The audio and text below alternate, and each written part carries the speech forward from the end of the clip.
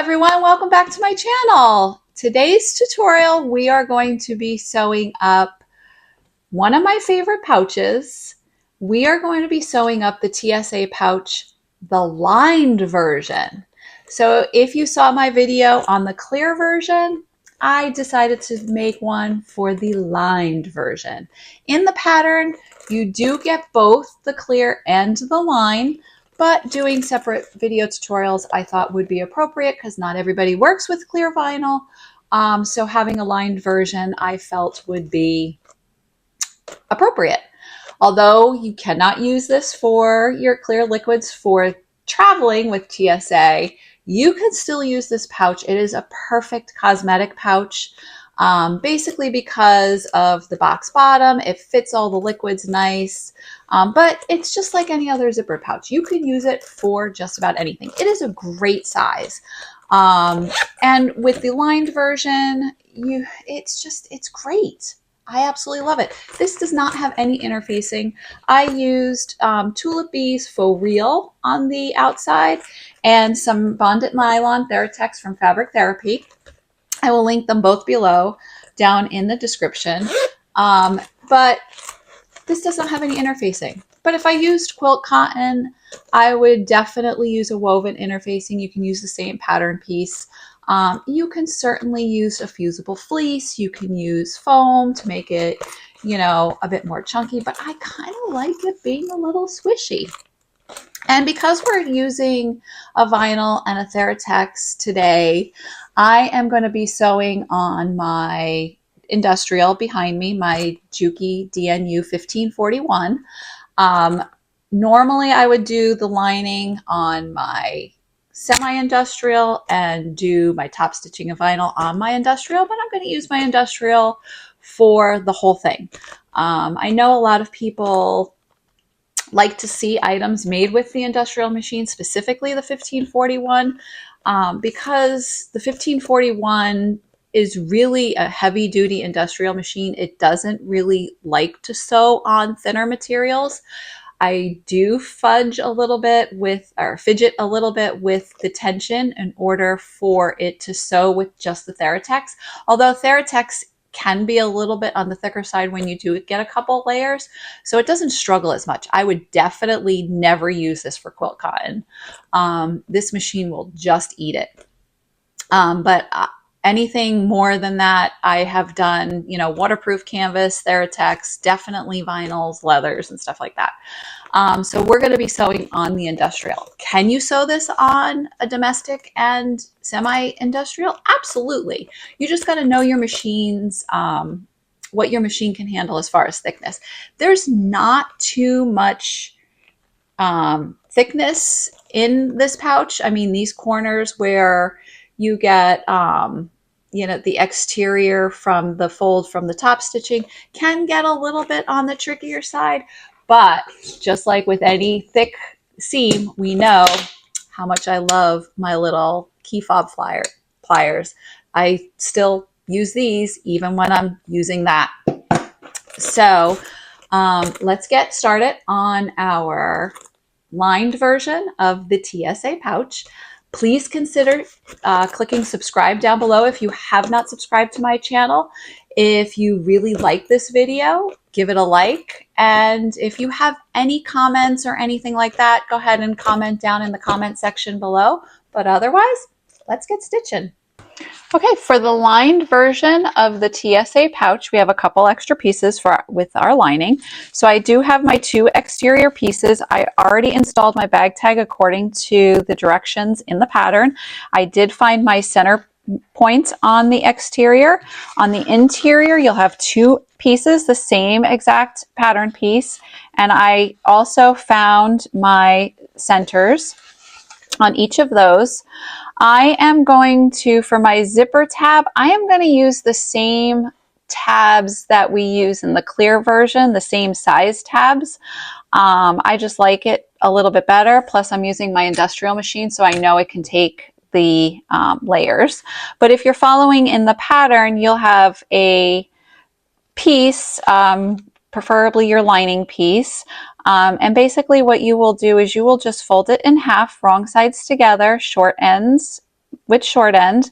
You're going to do like a memory crease, just kind of crease it, and then you'll take each short end and fold it in towards that crease, basically making a little hot dog roll, and you will insert your zipper tape right into there, clip it, and then sew at a 1/8 inch seam allowance. But I'm going to use the same as my exterior, so it is you can leave raw edges, so I'm just doing the same size tab as the clear version. And I'm going to install them just like the clear version. I'm going to take my zipper tape or my paper off of the double stick tape, and I am going to wrap my end around evenly and clip in place, and I'll do the same thing for the other side of my zipper tape.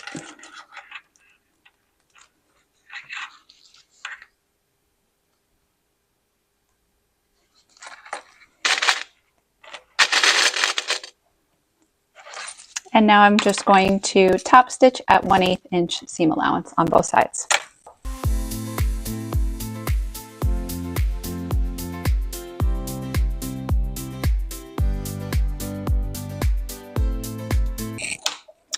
Okay, now we're just going to find the center point on our zip tape.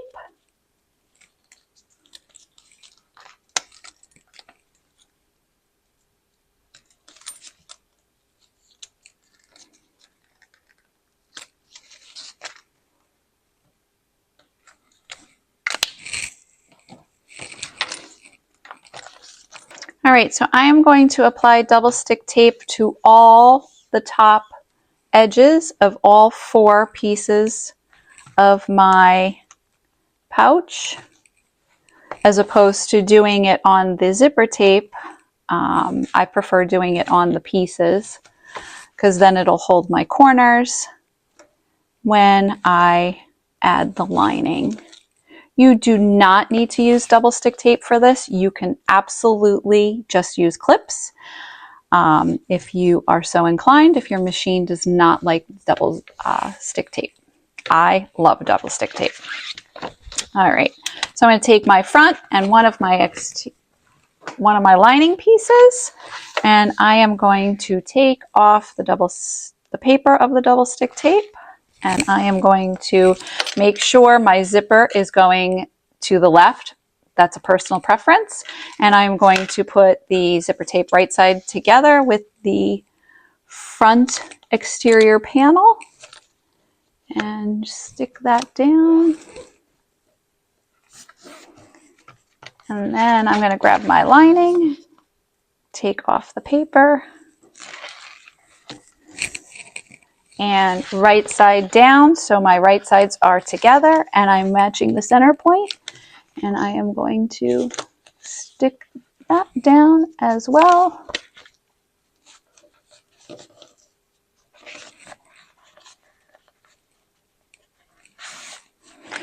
And now I'm going to stitch across the entire length of the pouch at the seam allowance.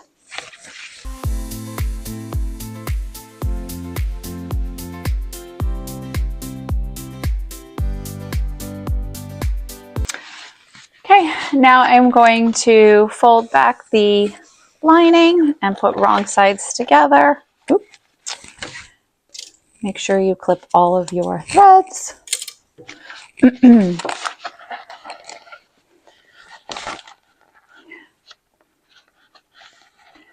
I like to just use a little clip here.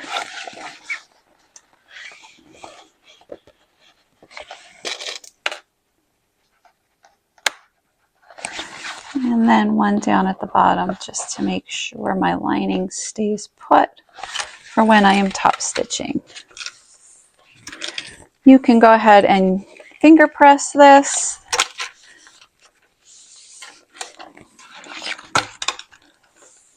And then you're going to top stitch along the entire edge of the pouch.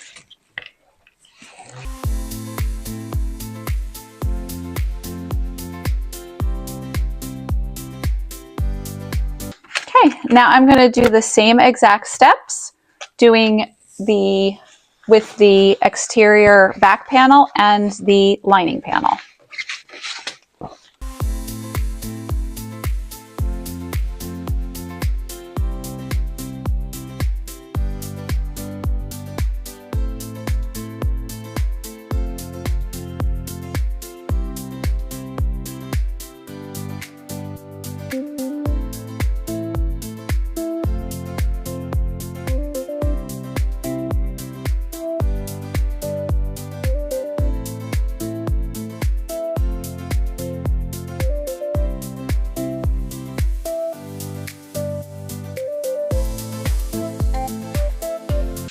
Okay, we are going to open up our zipper 3/4 of the way, and we're going to pull the exteriors right side together and the interiors right side together.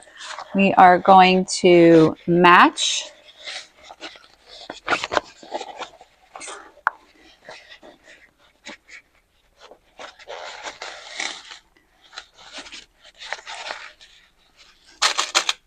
our tops.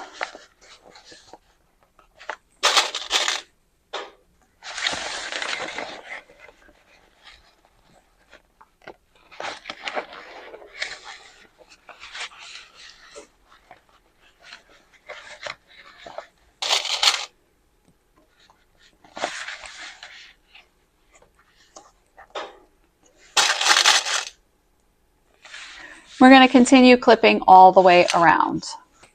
Okay, once you have it clipped all the way around, I do like to take my pliers and I like to squeeze these corners where you have a couple of those layers.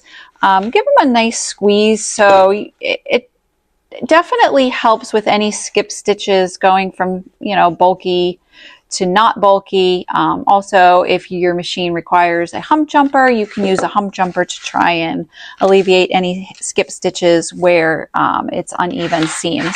And also on your lining, you are going to mark a 4 to 5 inch hole in which we will not be sewing for our turning hole.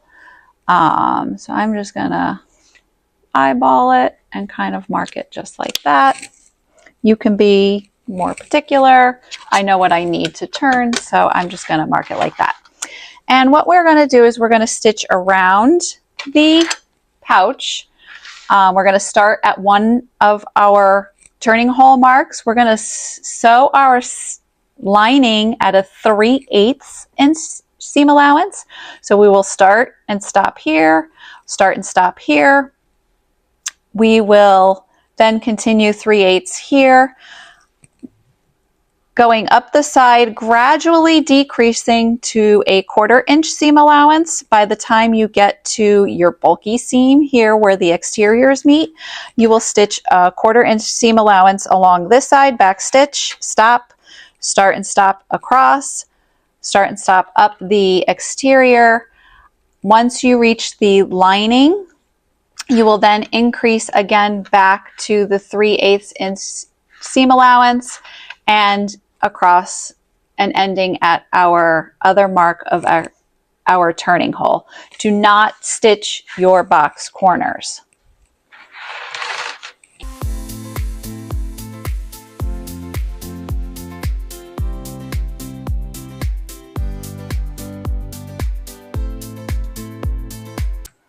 Okay, now we are going to box each of the 4 corners. So you're going to reach into that turning hole, and I'm going to start with the exterior, and I am going to pull those seams apart, and I am going to nestle them in and clip.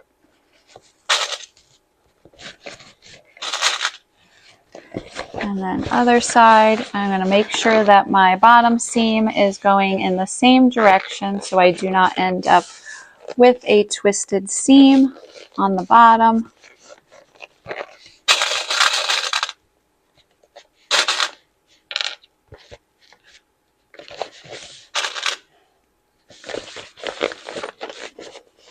I'm going to do the same thing with the lining.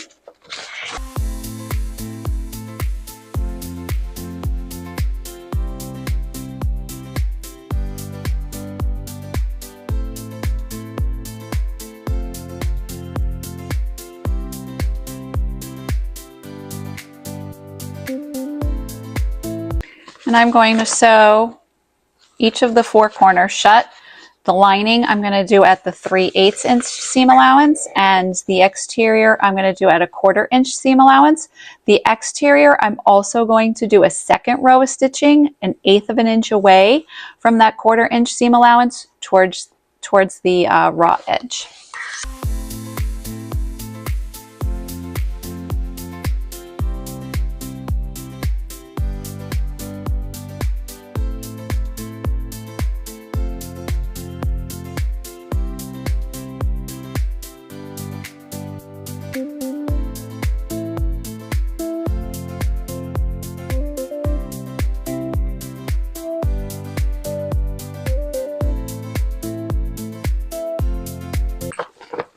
Okay, now I'm going to trim my seam allowance just a little bit on the lining, the corners. I am not going to trim my turning hole, and I'm only going to trim just a little bit in these corners where they meet. I'm not going to trim a lot there.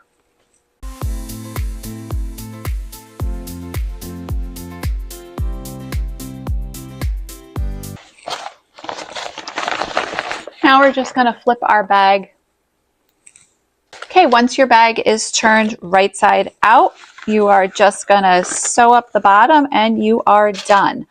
I like to add a fun tag on the bottom. I have this cute little one from Jolie Lee Creations, and we're just going to add this to the bottom of the bag before we stitch it up. And then we're just going to stitch this closed at 1/8 inch seam allowance.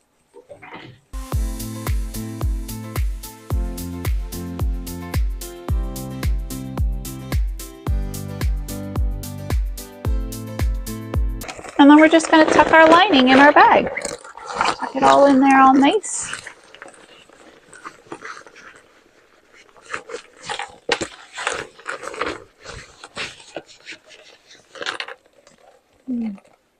Fun little tag in there. And we'll take our paper off our bag tag. And there she has it. Super cute. I hope you guys enjoyed that tutorial as much as I enjoy sharing it with you. I cannot wait to see all of the TSA pouches out there on social media. If you make one, please tag me on Instagram or Facebook. I'm at Strings to Things. I cannot wait to see your versions, and I'm super excited to share this with you. Thank you. Have a great day, guys.